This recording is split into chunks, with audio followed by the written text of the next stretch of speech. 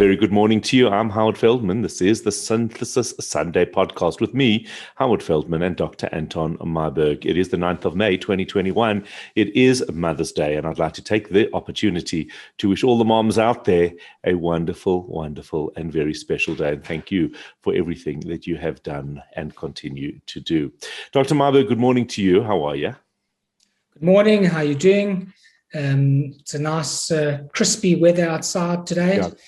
Crispy is one way of putting it. It's darn cold. So we're currently sitting on 158,337,486 cases worldwide, with 3.2 million deaths and 135 million cases resolved. The United States has 33.4 million cases with 595,000 deaths. India has 22.2 million cases with 242,000 deaths. So they're screaming up. South Africa has 1,594,817 cases with 54,724 deaths, 2,191 new cases in the last 24 hours, and 382,408 people having been vaccinated. Currently in Gauteng hospitals, there are 1,419 patients with COVID-19, of which 340 in ICU and 139 are ventilated. The test positivity rates have gone up to about 8.7%. Noting that we are probably in the third wave in provinces such as the Free State and the Northern Cape. However, it's not national, but it's starting to go up. Gauteng has had a 33% increase in the amount of positive cases, as well as Free State has had about 1,000 positive cases in the last 72 hours. So the numbers are screaming up, and we are going to a third wave without doubt. So the hospital numbers generally will lag a little bit behind the positivity cases as people take time to get sicker and to require hospitalization. That said, what are you seeing? So that's a good point you make. And Shabir Mahdi came out with a statement yesterday saying that he doesn't believe that the third wave will be as severe as the second wave unless we get a different mutation or different variant. But I think that remains to be seen. We don't know where we're standing yet. The numbers are definitely going up in the hospital. We've now opened our third ward in our hospital. We're seeing severe cases. We're seeing sick people. But it's still just that little bit too early to work out where we are in this progression of the development of the third wave and what's happening with the severity of the cases that we see. So a lot of concerns and a lot of questions around the so-called Indian variant. Without getting into the politics of whether we're allowed to call it the Indian variant or not, it's very clear, per what you said a little bit earlier, India is suffering tremendously with a number of cases. They are on the verge of collapse. It's very natural to be anxious about that strain or that variant coming here. What do we know about this? So I think we should look at all the variants before we just look at one variant per se. And if we look at the United Kingdom variant, that's the B117, that's actually the worst variant at the moment. That's hyper-transmissible. It's almost like a super spreader strain. So that causes the most severe illness independent of the spread. So it is fully responsive to all the vaccines. So we're hoping that once people are vaccinated, that won't be an issue. We do know that there are 11 cases of the B117 that have been reported in South Africa. That's the UK variant. And there are 4 cases of the B1617, that's the Indian variant, that have been reported in South Africa.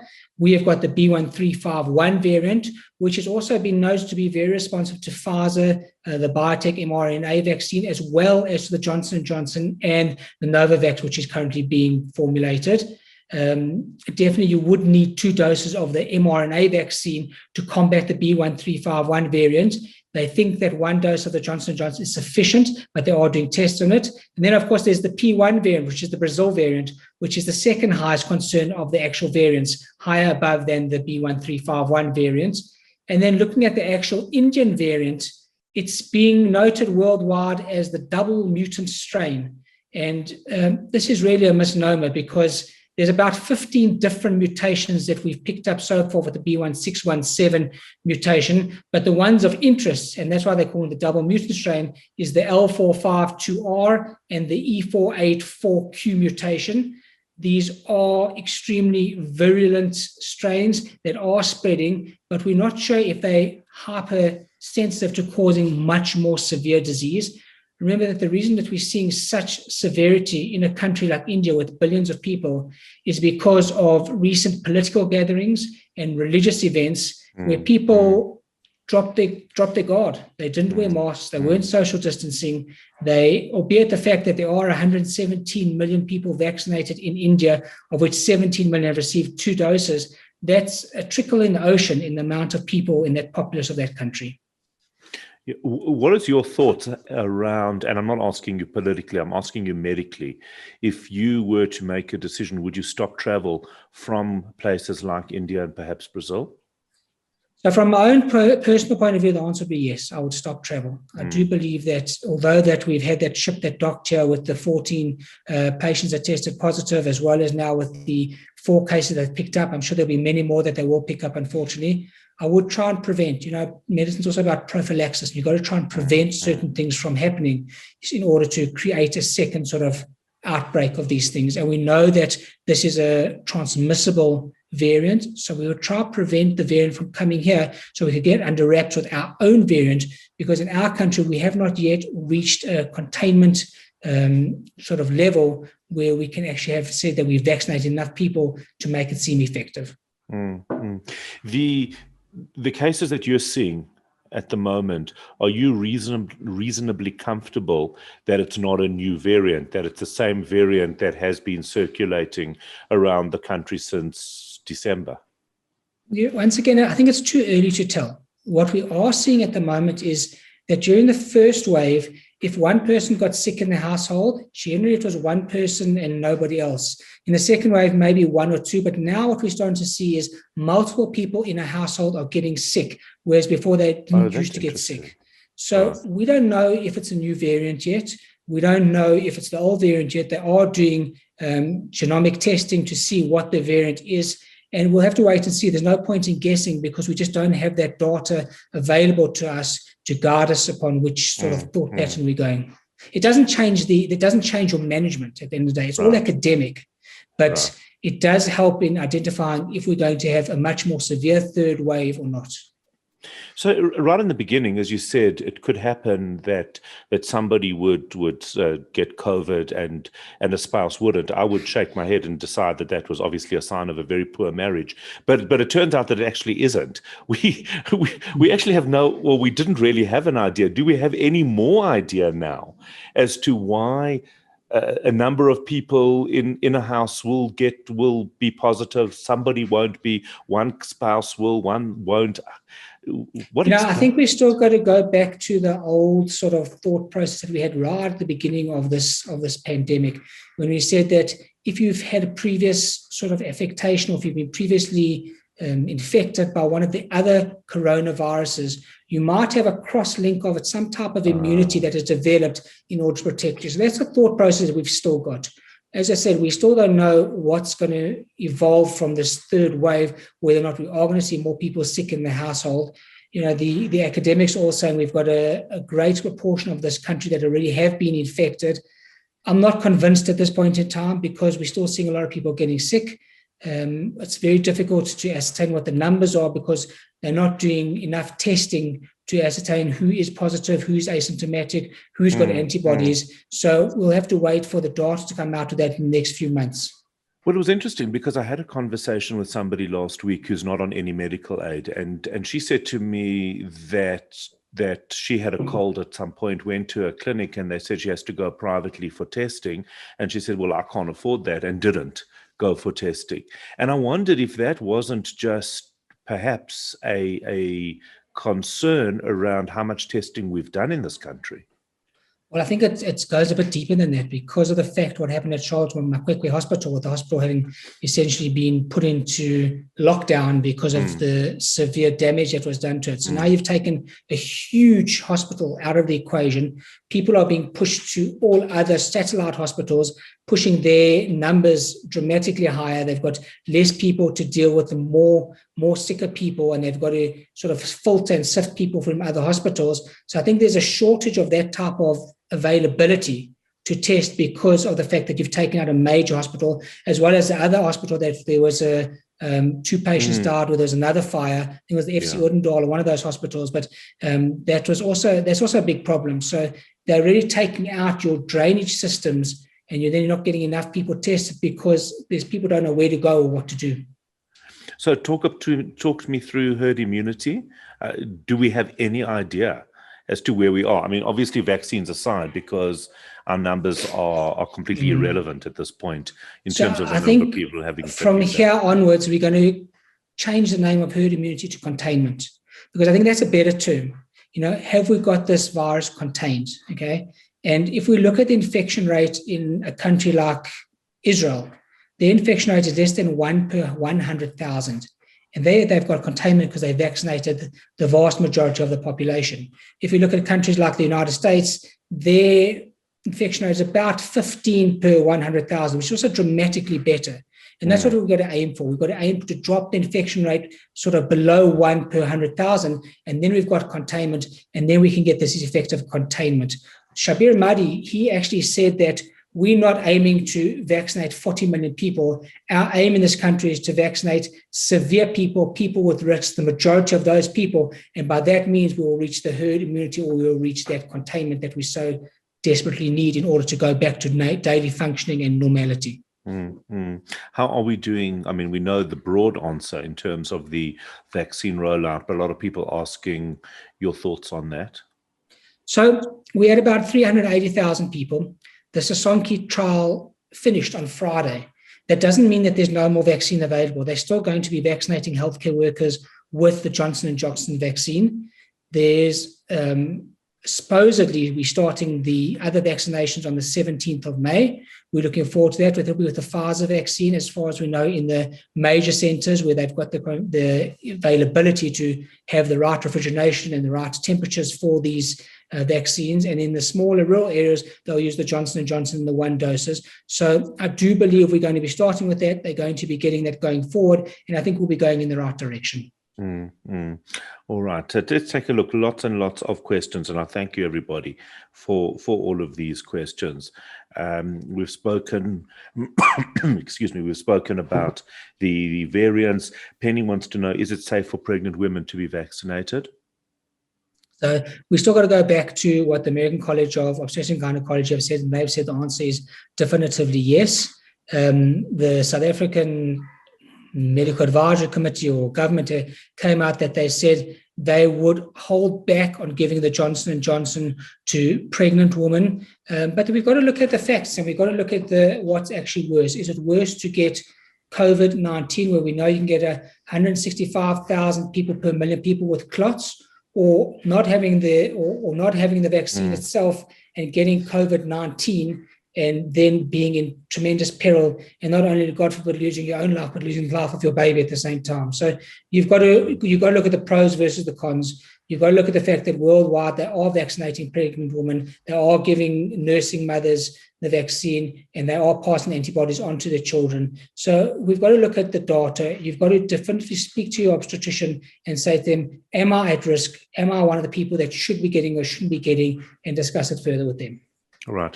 Mandy wants to know, once people have been vaccinated with the J&J vaccine or any other vaccine, what is the chance of them getting COVID? So there's always chance of a breakthrough infection. Remember that efficacy is not 100%. The point of the vaccine, as I always said, is very similar to the flu vaccine, is that it protects you from getting severe illness or needing hospitalization. So albeit even if you do get COVID again, it will be like flu-like symptoms, like a mild cough, a bit of shortness of breath, but nothing dramatic enough to cause you needing to go onto oxygen or need to go into hospital. And that's the hope, and that's what we're hoping to prevent by having the vaccination. And I know the answer to this, but I'm asking it anyway. Mandy wants to know, if someone has had the J&J vaccine or any other vaccine, should they have the flu vaccine as well? And if so, how long should they wait?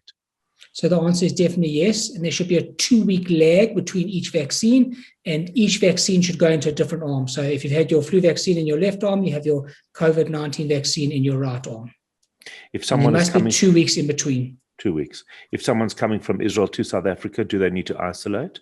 No, because no one's coming from Israel to South Africa. It's been banned. All right, but in theory, if someone were to come here, excuse me, and they've been vaccinated, I'm assuming they don't need to isolate. So the point is they don't need to. They do not need to isolate. They do need to be careful around people. They should still wear their masks around people, but they definitely don't need to isolate.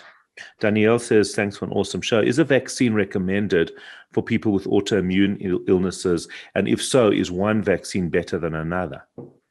So definitely the vaccines are recommended for people with autoimmune illnesses. Depending on what your illness is, you've still got to discuss it with your rheumatologist. But even the Society of Rheumatology worldwide has prescribed the vaccine to all patients with lupus, to all patients with autoimmune diseases, to patients with thyroid disease, with all other sorts of inflammatory diseases. And at this point in time, we're still going to hold by the same adage, whichever one you can get. That being said, we still say right now the happiest we are with the 3 vaccines that we know about, and that's the Moderna, that's the Pfizer, and that's the Johnson & Johnson. Even though the World Health Organization have started to give the go-ahead for the Sinovac vaccine, I personally would want a lot more data about this vaccine before I'm happy for my own family to take it. And Sputnik 5? Sputnik 5 is looking promising. Once again, I'd also wait for more data about that, but I'd far easier take the Sputnik 5 than I would the Sinovac at this point in time. All right. And a few questions around how long these vaccines last. If someone has had the Pfizer's or they've had Johnson & Johnson, are we seeing, or do you think we're going to see a need to top it up in the next short while? Remember, we're very naive. We still don't know the definitive answers to things. It's still a sign of scientific answers. But we've seen that, or we've heard that immunity can last up to about 8 months in people who've had COVID-19. Remember, there's 2 types of immunity. There's the natural immunity and there's the vaccine-induced immunity. And someone who actually gets the virus, their immune system makes a memory of the actual virus, meaning that the immune cells and the proteins in the body come and attack that pathogen or that virus when the virus comes back to you, and you get a release of your antibodies, your T cells, and your B cells, and your T killer cells, which hopefully make a destructive event against that virus and destroy the virus. We do know that antibodies do wane, in other words, they do decrease, but we don't know how long the T cells actually last for, those T memory cells, which fight off the infection and the immunology against the virus. So we're thinking it could be up to 8 months.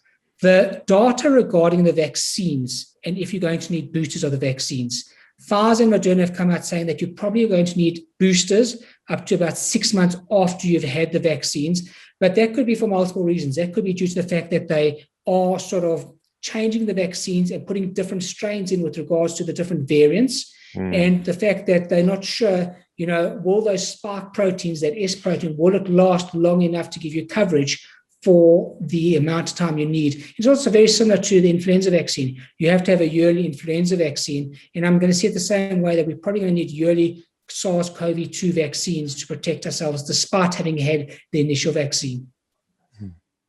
Yeah, it's almost like an upgrade. It's like a software upgrade. Yeah, it's basically like getting a new cell phone. Right. Stephen says, if grandparents are vaccinated, but not the kids who are under 10, is it safe to go on holiday together? Should they wear masks if staying in the same unit? It's become a very practical and very real question. It's the same as Israelis traveling here. Many of the adults have had it's very different. It's very different than Israelis traveling here, because once again, you're coming from a country with containment.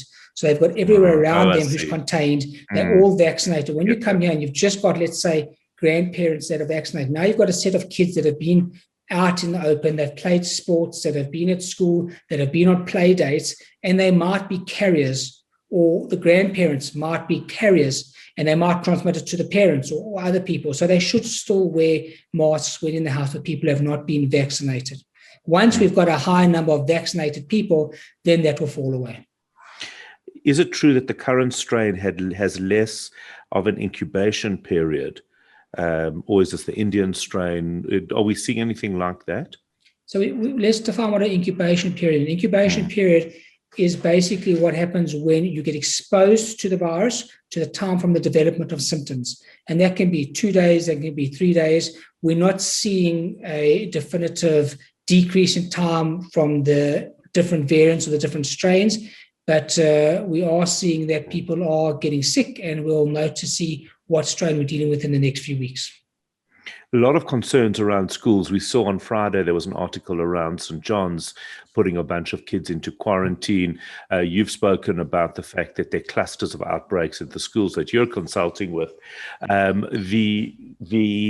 What about schools allowing sports and with the numbers on the rise? So I think a lot of people may have seen the headline that said that St. John's College cancelled all sporting fixtures for 10 days, while 260 of their kids were put into quarantine. And the headline actually said, the Saints won't be marching onto the rugby field. COVID kicked the ball out of play, which I think is quite pertinent. Now, the schools that we're advising, and I'm talking about a number of medical doctors that are in a sort of medical advisory committee, we're advising our schools that if they are playing sport, our children have to wear masks. It's mandatory for our children to wear masks in order to protect them. And this is the proof of the pudding. You see this in a rugby game. It's impossible to wear a mask during a rugby game. Hence, here you get a major spread from one child who's actually managed to spread the virus, and it's out of sync. We've got 260 people who've needed to be put into quarantine. But if you're going to get schools, let's say, playing netball or soccer, which aren't major contact sports, where the kids are wearing the masks outdoors, and yes, they can have mask breaks. I mean, they can stop the game every 10 or 15 minutes to have a mask break. You will be able to contain the spread of the virus, and you will be able to prevent the spread of the virus. You also need to have someone there who's monitoring the kids, someone spraying their hands all the time, and that way you can actually do it. But you've got to be very careful which sports to do. With Ramadan, with the holy month of Ramadan coming to an end, with the festival of Shavuot in the Jewish community about to take place, there's obviously a real concern, considering that, as you said, we are in the midst of the third wave. What is your advice? Should people be cancelling things? Should they be just being very careful around it? Give us a sense as to how we need to conduct ourselves to protect each other over the next couple of weeks. So I think that, yes, we are about to be going into the third wave within the next few weeks, whether it's a week or 2 weeks or 3 weeks, it's there. And we've said that although it's not national, it's definitely in certain provinces that they are in the third wave. That being said, we do know that the major problem with events is super spreader events. If we contain super spreader events, we can prevent the outbreak of the virus. And when do super spreader events happen? Super spreader events happen when people are indoors, when there's poor ventilation, when people aren't wearing masks. We're now going into winter period where it's getting cold, and now we're going into the Eid celebrations, we're going to the Shavuot celebrations. People are going to be indoors. It's too cold to be outside.